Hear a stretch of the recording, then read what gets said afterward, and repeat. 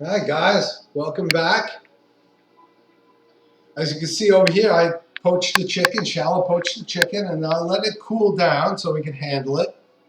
Let me turn down the opera a little.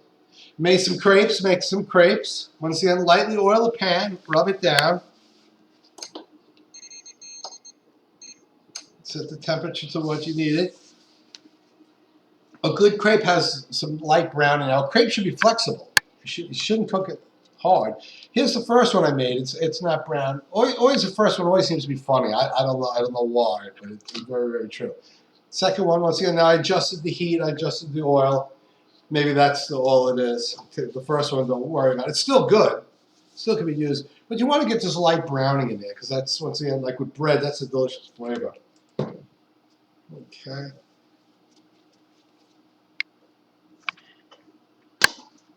Once again, stir well.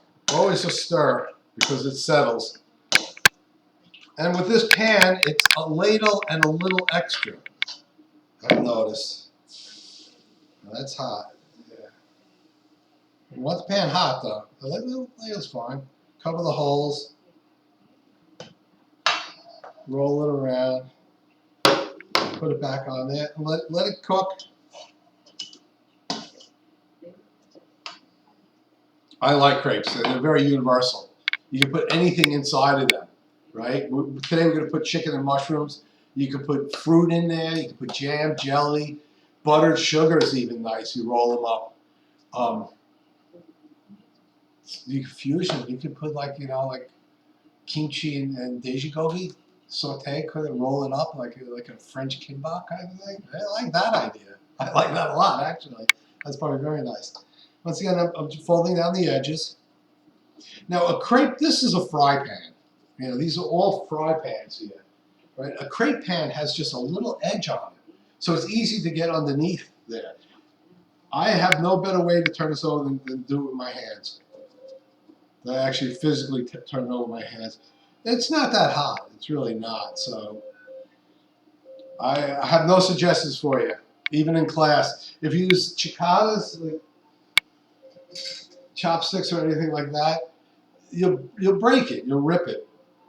We have large flat spatulas. This is called a spatula, by the way. That are actually made for crepes. And once again, the pan has a little lip, so you can get underneath it easy. Here, it's almost impossible. So I look for a thicker area, and I just grab it and pull it up. And take it and flip it over. Hot, yes. Burn you? No. All right, you do it quick. You have to do it quick. You can see now it's bubbling up here. That's what we want. That's what we want. A nice bubbling up.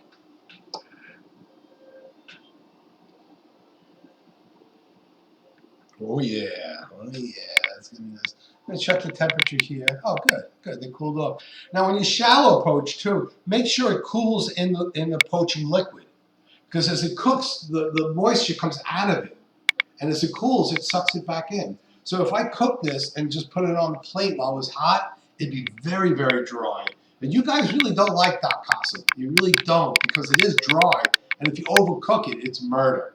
Today we're going to do it in a bechamel sauce, a bechamel veloute type of sauce. So it's going to be moist. So flip this one more time. Get those nice little bumps on there. Basically game over. Put it down there. Take a little more oil. Want to clean the little bits out of there so they don't burn. Basically is what you're doing.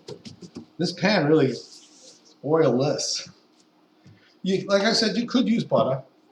You could use butter in this instance, but butter burns. So, okay.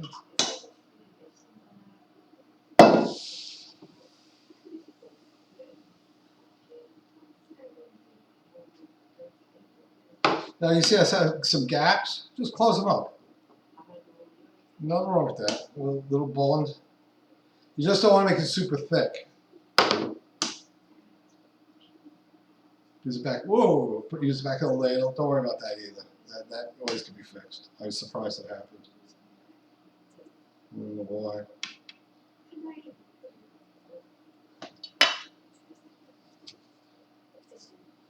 Take it, push it down.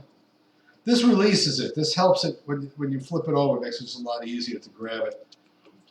Right now, and it seems to cook a little faster. That's gonna be our last crepe for today. It looks like I got one more there, that's for sure. But I want to move on a bit. Okay, we'll let this cool before we pull it. We must chop out vegetables. Right. I washed these before. The mushroom, the recipe calls for button mushrooms, the Western style mushrooms. I got these. I'm looking for my knife. Excuse me. So I never really use these for this, but I see no problem. Yeah, these would be fine. These would be fine. Just break them up. Basically, this is like pulled chicken. Our chicken's going to be basically the same size. So these are actually going to be very good for this product, for the crepes. Now, the ends here, I'm not familiar with this. That might be good for stocks. If you're making fish stock, once again, we talk about stocks and different stocks. Usually mushroom pieces or trimmings go into fish stock. So this might be something worthwhile to use. Maybe I'm cutting too much off. I'm not sure. I don't even know. What's the Korean name for this? Korean name, Hangulma. Don't know. Don't know. Okay, don't know product. This is don't know mushrooms. Leon, where's Leon? Leon knows everything. I don't know the name of this either. Oyster mushroom, maybe in English? Not sure. You can see this naturally curling up on the sides here. Easy enough to grab. Well, you can see where the holes were. Fine. No problem at all. No problem at all.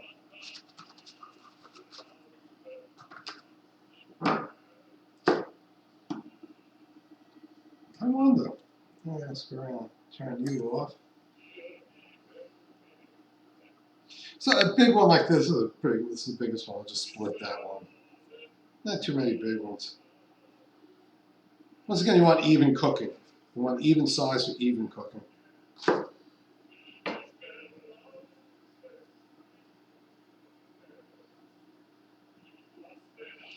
As I'm doing this, I'm watching my crepes, letting that cool. Still simmering my broth. That's my bones. How long do you cook chicken stock for? At least 4 hours. 3 hours with the bones and 1 hour with the mirepoix and sachet to spice. Mirepoix is carrots, celery, and onions. 50% onions, 25-25. Right? This is stuff that you should all know. You should know. Sachet to spice. My sachet to spice. Some books are a little different. Right? What's mine? Rosemary sprigs, parsley stems, tomhuchu, black pepper, crushed garlic, and bay leaf. That's the 5 items that I use in mine. Some chefs, especially with chicken stock, use rosemary. Nothing wrong with that. Nothing wrong with that at all.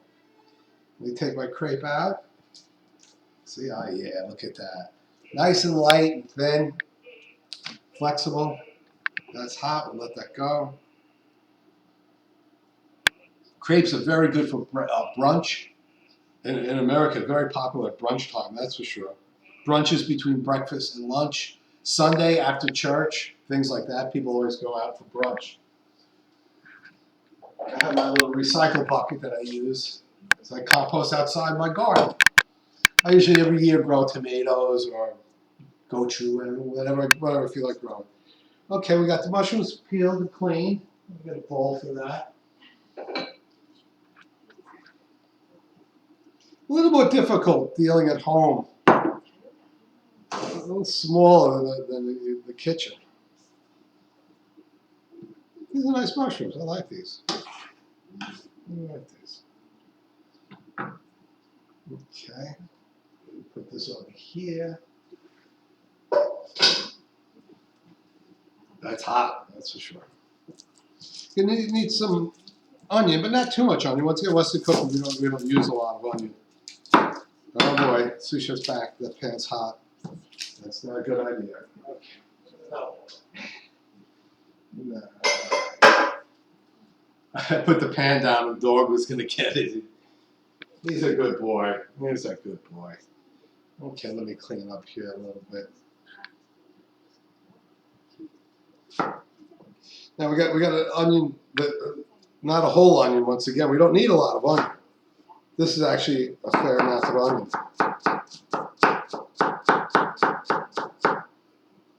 All right, so I'm taking this and slicing it, then I'm dicing it. Now this is a very basic recipe. You can add other items. We're just doing mushrooms and onions in there, but you use garlic, you use white wine. There's many different issues. We talked before about excuse me, about kimchi. That would be really nice in this. But once again, we do Western cooking, not fusion cooking. Oh yeah. Okay. So now what we're going to do is I'm going to take a little pause for a second, just to let me get my mise en place all in order so we can get going. Hi guys. Okay, we're on the final stretch here, the home run. We got our crepes done, our chicken shallow poached and now cooled so we can handle it. Mushrooms washed and then peeled or cut if they had to be. Diced onions, salt and pepper, a little dry thyme. I prefer fresh herbs, but obviously in the situation I'm in now, my herbs are not growing just yet. So, and remember I saved a little flour because what we're going to do, we're going to mix flour and butter is what? It's roux, right? 50-50 generally. I usually use 40-60. That's my recipe I use because it's bulletproof. It never breaks. But once again, most recipes are 50-50. Got a strainer, got my pot. What's the first step we're going to do now? Now, once again, on your homework, you're going to be this step by step. I want you to understand what I'm doing. So step one is what? Sweat. Sweat means to cook without color. I'm going to sweat the onions.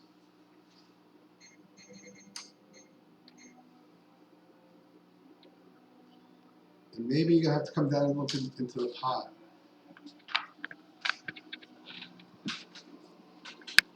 Right. So the butter's cooking now. Melt the butter, let it sizzle a bit, but you don't want it to burn. You don't want to burn the butter. Add the onions to the point you get a light sizzle. And I'm going to cook these for about 2 minutes. You can't hurry up with this method. You can sit back down. You can't hurry up with this method. This is going to take a little while. But that's okay. We got stuff to do while this is going on. Right.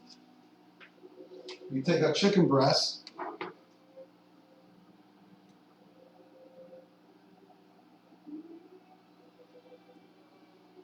Nice. Question. Roux and stock makes what? Velouté. Roux and milk make what? Bechamel, right? So basically what we're going to do, we're going to make a velouté first. We're going to finish it off with a little milk. Cream would be better. Obviously, heavy cream would make it much more delicious. But once again, in the situation I have here, I don't have any cream. So grab myself a fork. Forks are handy. You can use a chopstick for that. You got the chicken tender. You just separate that. Separate that. And you see the meat itself has a grain. It wants to be pulled. So you start off with this low part here, the high part here, and I'm going to go this way. I'm shredding the chicken. I'm pulling the chicken. Pulled by hand. You can do it by hand too.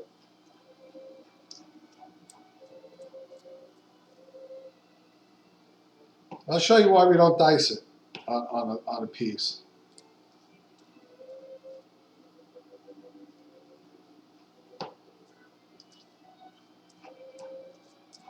I'm checking my onions every now and then. Once again, like I say, you want to sweat it. Sweating is to cook without color and until you get a nice panemse out of it. I'll bring it over to you guys. See, now it's starting to change color a little. It's not so white, it's turning a little more yellow. That's good. That's what we want.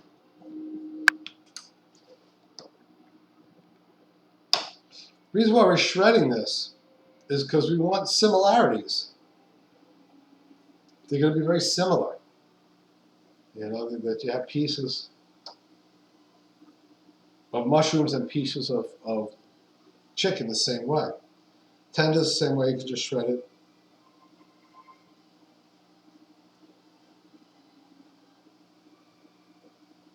Try not to do too small either, though. You don't want to do too small.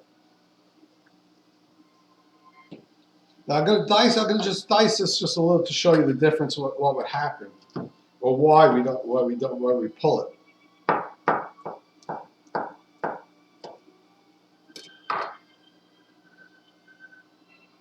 As you can see, there's a big difference there. There's a similarity there. Once again, it has to do with texture and mouthfeel, how it sits in your mouth when you chew on it. This is good for other reasons, other purposes, that's for sure. But for this class, what we want to do is shred the chicken. Soups, generally diced. A key point on Western soups is that soup garnish meaning the vegetables, meat, and things like that, on a soup should always fit on a spoon. Korean cooking is not that important. You can have things hang off on a Korean soup. That's perfectly normal. It's perfectly acceptable. For Western soup, everything should fit on the spoon. So that's why we would dice, like for soup garnish, we would dice it. For something like this, long like this, works perfectly well. So there's a reason behind everything. Okay, nice. Now we've got that sweated up. Gonna add a little mushrooms. A lot of mushrooms, actually. And we're gonna sweat them. Not gonna cook them 100%. What you wanna do is just really kind of just get them warmed up.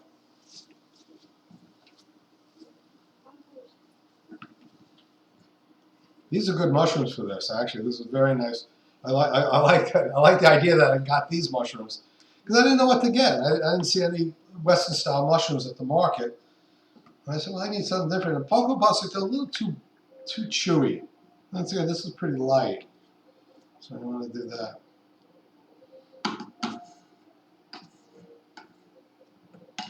Now, if you bring the camera down here a bit, you're going to see that most of the oil the butter has disappeared. So you can add a little more because we want to make sure we can make a good roux with this. So these are 10-gram little things of French butter. That actually is very nice quality butter. It really is. So I'm adding a little more butter now.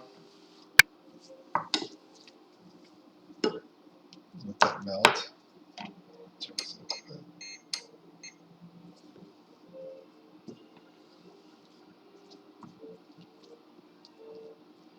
You see the mushrooms are starting, what we say, weep. They're starting to get soft and losing their shape a bit.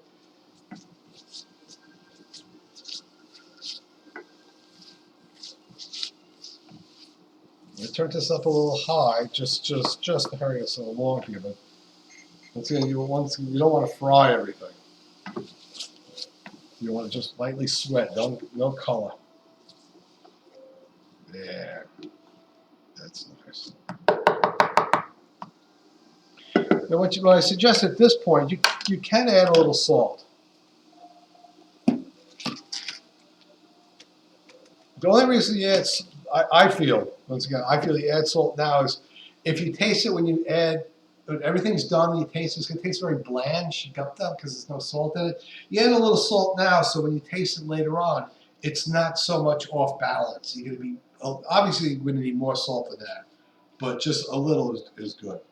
So what I'm going to do now is take the mushrooms and onions, and you see what's coming out, the water and the butter, the leftover butter coming out there. I'm going to sprinkle in a little flour. And what am I making? I'm making a white roux.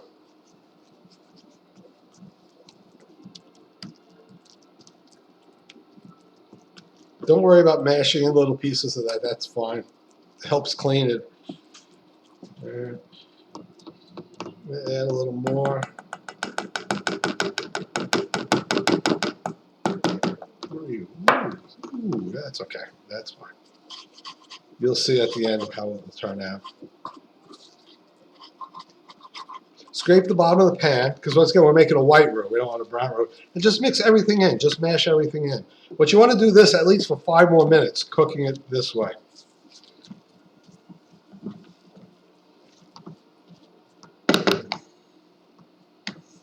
See, here's a good example. The roux mixed in with the butter and with the onions and mushrooms.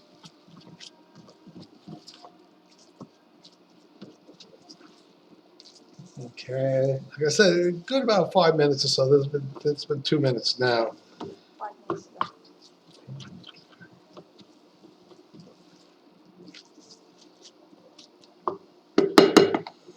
Okay, I got a strainer and some of our poaching liquid, and we're gonna drop that in. Don't worry about the fat that came off the chicken breast. It's very little. Just put a little in the beginning here, just so you, once again, like with the crepes, you don't want lumps. You don't want roux lumps. We're gonna add more to it. So basically, we got a mushroom onion veloute going on here, made with chicken stock, right? Ooh, that's nice. That's nice. It's gonna need to add some more in there, but don't forget we add some milk. I'm gonna add the dry thyme now. Any dry spice you should add as early as possible, but only with liquid. You don't want to fry it. That's for sure. In my kitchen, you'll see how much thyme I use. I use thyme in almost everything. To me, it's a very strong Western flavor. Parsley too. Parsley is a very nice flavor, but you don't have any today. If you did, I'd be in there. That's for sure. Huchu, a lot of huchu because my wife loves pepper. That's for sure. She likes spicy food. Do you like spicy food? Of course you guys do. Of course you do. That's for sure. That's nice. This is going to be real nice. So I am hungry myself. I'll turn this up a little to let it kind of bogle a bit. Once again, I don't want to overcook it, but you have to cook out the flour and the butter. It's just start getting a little bubbling going on there. That's what you want. As you see, as it cooks, it's going to get thicker and thicker. And that's natural. That's what you want to do. You don't want to pour in all the poaching liquid because that would obviously be a problem. A little more. Now, remember, we're going to add a little milk at the end. So you don't want to make it too thin. There we go. Bring this up to a simmer. And like I said, we added a little salt. Ooh, that's nice. I still taste a little raw flour, R-A-W, raw flour, because it's not cooked out yet. And a little more salt, not much more.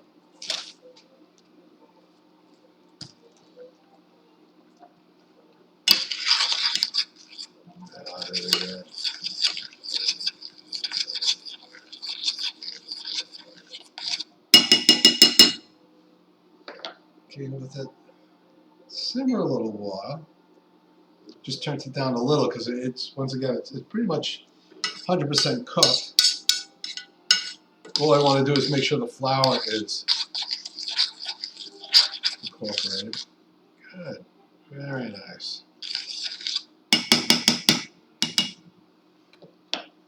Let that cook down a bit. Let me get a plate ready.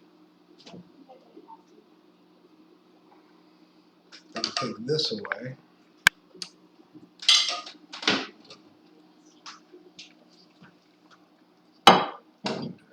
Plate ready.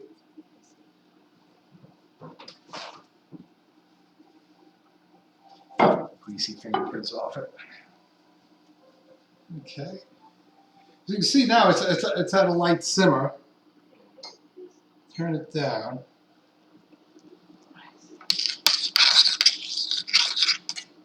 There you go. Once again, A sauce should flow.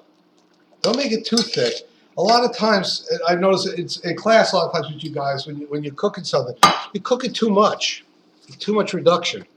And we're letting it cook down a bit. That's fine. We're going to add the chicken. That's going to even make it even thicker, the chicken pieces in there. All right. Check seasoning. Ah, c'est bon. C'est bon. Now we add the chicken. Right? This is pulled chicken, and this is good chicken. It's nice chicken breast, that's for sure.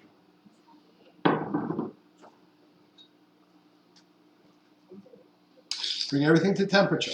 No, bring to temperature, bring back to a boil, because it's going to cool it off. You'll see that's very, very nice. What's good about this, once again, when it comes like Doc Casa, is that it's juicy, it's water, it's flavorful, it has a lot of sauce to it. Once again, great cooking. You guys like wet food.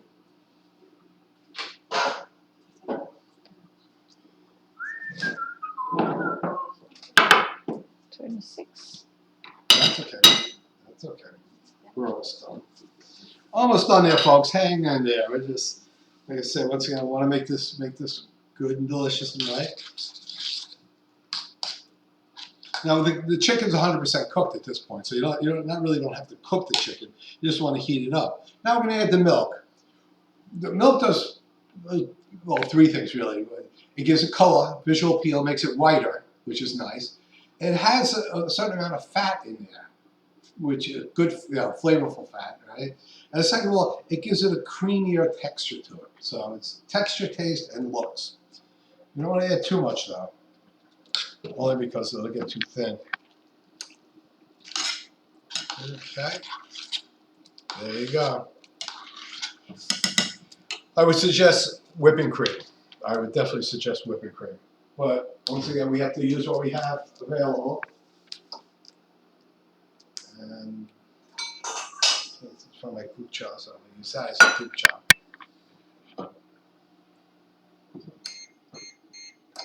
Turn that off. Let's finish the presentation. Right?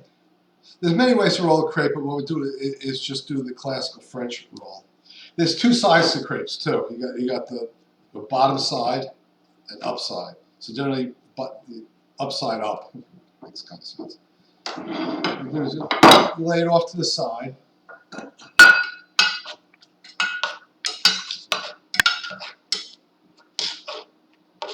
Not too much filling. A good amount, obviously, because that's what you're selling. Take this end, you bring it in, you pull it towards you. Then you take the other end, you bring it over, and you roll it into the center. Doing it again on this side.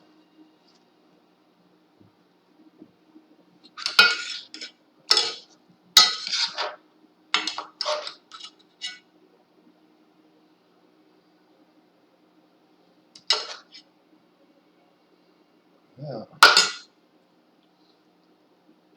Spread it out.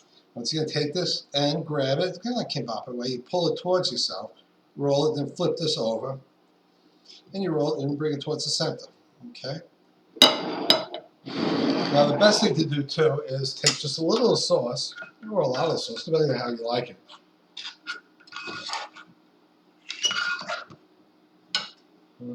Just put a little on top. The reason why you do this, especially in restaurants, is so a waiter coming up picking the waiter at the restaurant, you have many crepes up there. They're going to see that. They're going, oh, that's a chicken mushroom crepe. They know exactly what it is. So you put a little of the filling on the top as a signal to the waiters like what it is. Sometimes they use different garnishes. Sometimes it'll be a strawberry on one and an orange on another as a signal. But this is a very clear signal. A waiter cannot mistake this as a crepe, as not anything else but a chicken crepe. Okay? That's about it. That's a wrap. I'm hungry. Homework, right? What was the methods we did? Where's the crepes? Here we go. Once again, if you look at this is basically the order you put things in.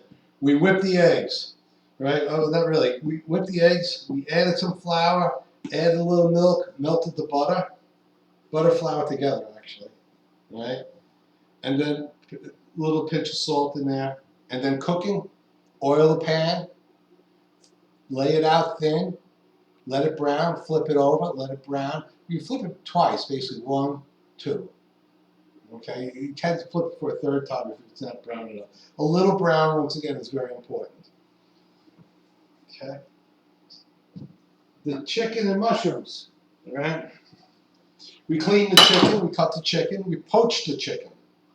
While that was poaching, right, while I was doing, I cut up my mise en place that I needed for that. All right. Then, what did I do? Sweat the onions. That's very important to sweat it, cook it, not give it any onions. Then add the garnish. Garnish was what? The mushrooms. I added the mushrooms. At that point, I added a little extra butter because I needed it, because I added my flour and I made a pan roux. And you're making a white roux. We added the chicken. We added the broth, the chicken broth, which is now a velouté. So we let that simmer, cook that well. Make sure you cook out the flour, and then add the chicken. Milk at the end, salt and pepper, as you see before I use it. I always add a little salt in the beginning because you don't want to overkill it at the end, especially if you're hungry.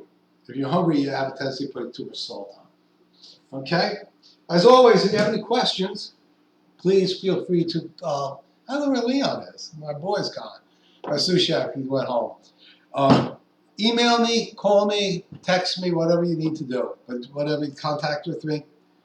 Enjoy very much. Easy enough to do at home. That's not that problem.